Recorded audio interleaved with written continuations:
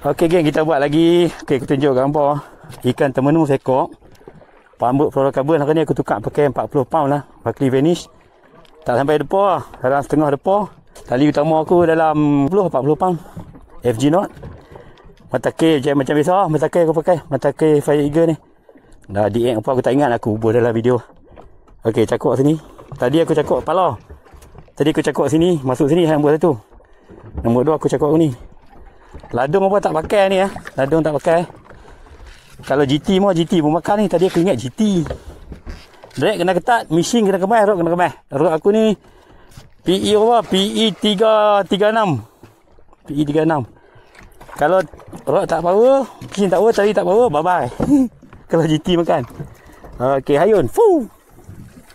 Pas gitu lah. Tapi tali kena karau agak sikit ikut dia.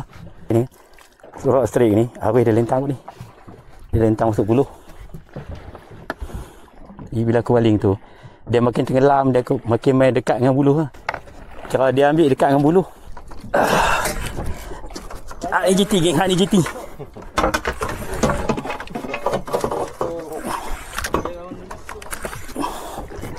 Ni GT geng, ni GT.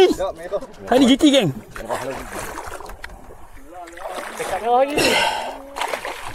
Alhamdulillah geng, nombor 2.